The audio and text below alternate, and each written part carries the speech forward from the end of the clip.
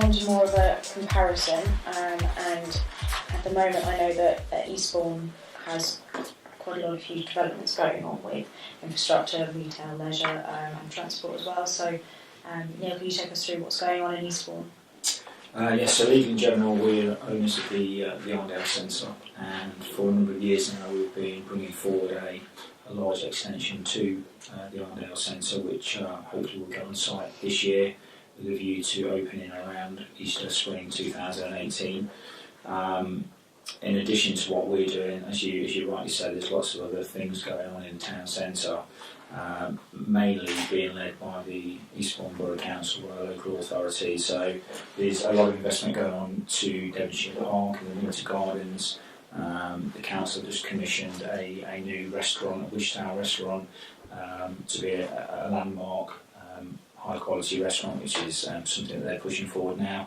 There's a lot of investment, capital investment in terms of public realm in the town centre and improving the areas, particularly around the train station and the gateway in from the train station as people arrive, and kind of making the town centre more friendly and a nicer environment to be in. So there's lots of development going on. Some being brought forward by the private sector, by ourselves, and quite a lot of it being pushed forward through by Eastbourne Borough Council and the Sussex County Council, which is very healthy to see, encouraging to see. How can we learn from what Eastbourne are doing for Hastings in terms of building up the infrastructure and making rail links better? And I think going back to the point that you were making earlier, it's really key, because one of the things that often gets criticised in Hastings is the services that are available. So we talk about the schools and we talk about the hospital. And what a scrutiny review drew out in the task group that are working on that is it's actually infrastructure that makes a difference to getting the right employees down, so you get good teachers, good doctors, good council members, and if we get the sort of change that you're describing there, you attract people down, you get good infrastructure, and it moves everything forward, and it becomes cyclical, doesn't it? Because as you bring in the right people and the town becomes more attractive and your infrastructure improves. So I think that's where you can learn. It's about change and attracting people down. And I do think all of these things are interrelated, and sometimes a town just needs a large catalyst, something to get it going. In our experience, doing what I do and bringing about regeneration in town and city centres, that is often the big catalyst that a town needs to then start attracting in business, building new homes, schools, hospitals, infrastructure. But sometimes it just needs that catalyst, that large capital investment to get it going. But all these things are interrelated. If you put one piece of the jigsaw in place, then you've got a far better chance of delivering the rest of the pieces of the jigsaw. And obviously, hopefully that will then help to build up a more entrepreneurial community.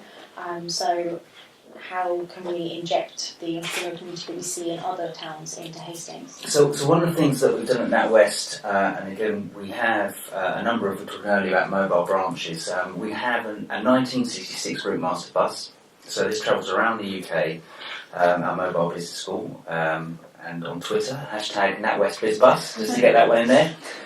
So we've partnered up with Matt and Startup Britain as part of the Centre for Entrepreneurs. We've been travelling around the UK, but what we're doing specifically in the South East is that bus, and it works, we were talking earlier about working with colleges and schools. So it's about bringing the idea of starting your own business, enterprise, partners together to encourage people to do that, so to think differently, to enterprise, encourage people to start their business, to think differently.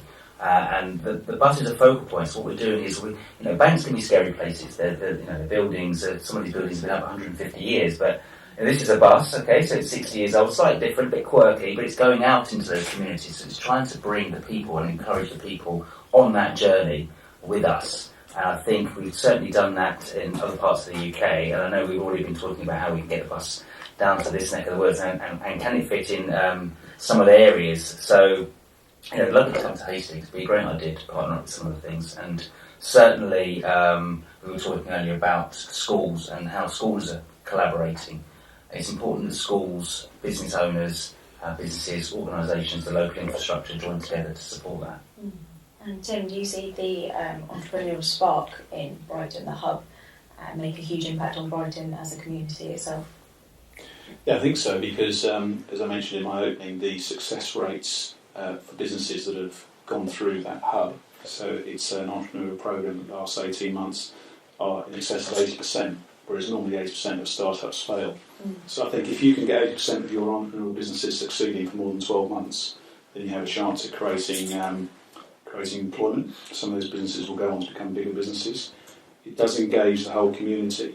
People in education. So I've had some contacts down there, existing customers, people at the university who have wanted to get involved in mentoring some of these businesses, and adding their sort of expertise and call it giving something back. But they're not charging for this; they want to go and support. And I think that's about joining up the community, because I think they recognise actually if you've got that alignment of objectives and goals, and you've got something you want to succeed, and if it's supporting enterprise and creating employment, then you can bring the community together, get everybody sort of supporting it. Then you've got a real chance of making success of it. And I think having that hub in Brighton has helped us, because it's given us that focal point that other people sort of feed off. And as Ben was talking about earlier, you've got that ripple effect.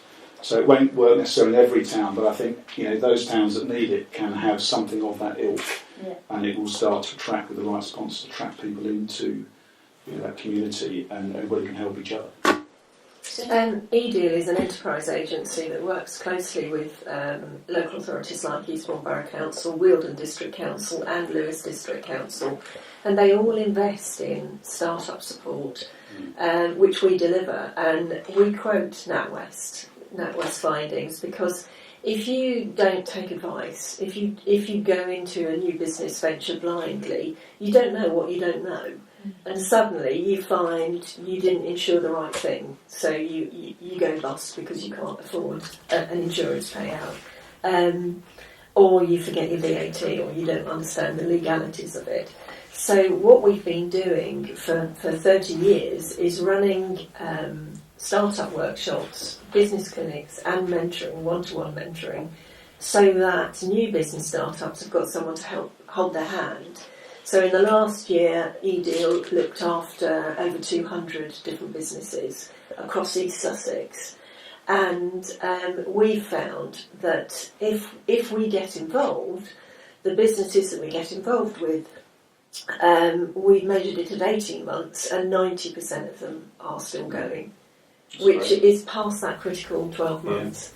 And it just makes all the difference. The only reason we've not been involved with Brighton and Hove is because they're a separate unitary authority. So it's fantastic to see the entrepreneurial spark there that NatWest has created, and how that is rippling out again. So there are all sorts of different initiatives going on that the councils are all supporting. And the latest, as I said, is Lewes District Council. So we're looking for startups in Peacehaven, Seaford, Newhaven, and Lewes, the whole Lewes district, to get them onto the scheme. It's absolutely free of charge, but by the end of it, 90% of them will be going after 18 months. I think one of the really great ways to attract people, and therefore entrepreneurs, are these one-day festivals that opened in the early stages, so Pirates Day, Seafood and Wine Festival. I think one of the nice examples from elsewhere is the Vintage Festival in Morecambe, which was set up by Wayne Hemingway of Red or Dead, and started maybe 2 or 3 years ago. They now have 40,000 people visiting Morecambe for a 4-day weekend, and all things vintage, so clothing, cars, music, anything you can imagine. Obviously centred around the Midlands Hotel, the Art Deco, beautifully renovated place, but you get that crowd in. The entrepreneurs follow, so you get people setting up vintage food stalls and everything else, and hopefully you have a wave of people seeing the town and choosing to return. I think one of the opportunities for Hastings, particularly when the source opens and you start getting the BMX crowds turning up, is that you'll see the kind of surrounding industry develop, not just for when large crowds turn up, but you will start to see a few more stations.